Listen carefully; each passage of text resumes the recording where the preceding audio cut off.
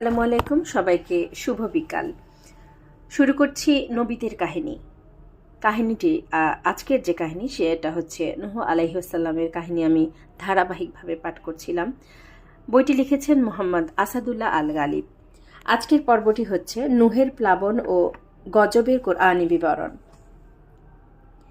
এই বিষয়ে সূরা হুদে পরপর 12টি আয়াত নাজিল হয়েছে। যেমন চূড়ান্ত গজব আসার পূর্বে আল্লাহ নূহ আলাইহিস সালামকে বললেন, তুমি আমার সম্মুখে আমারই নির্দেশনা মোতাবেক একটা নৌকা তৈরি করো এবং স্বজাতির প্রতি দয়াপরবশ হয়ে জালেমদের ব্যাপারে আমাকে কোনো কথা বলো না। অবশ্যই ওরা ডুবে মরবে। সূরা হুদ আয়াত 37। আল্লাহ বলেন, অতঃপর নূহ নৌকা তৈরি শুরু করলো। তার কওমের নেতারা যখন পাশ দিয়ে যেত তখন তারা তাকে বিদ্রূপ করত। নূহ তাদের বলল, তোমরা যদি আমাদের উপহাস করে থাকো তবে জেনে রেখো, তোমরা যেমন আমাদের উপহাস করছো আমরাও তেমনি তোমাদের উপহাস করছি। অচিরেই তোমরা জানতে পারবে লাঞ্ছনাকর আযাব কাদের উপর আসে এবং কাদের উপর নেমে আসে চিরস্থায়ী গজব।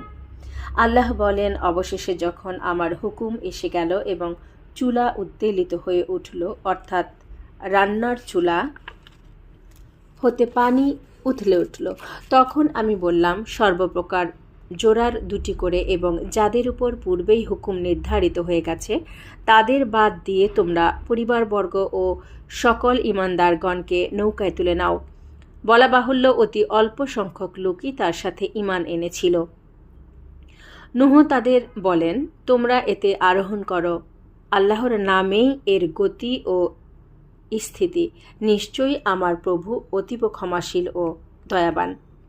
অতঃপর নৌকাখানি তাদের বহন করে নিয়ে চলল পর্বত প্রমাণ তরঙ্গমালার মাঝ দিয়ে। এ সময় নূহ তার পুত্রকে ইয়ামকে ডাক দিল।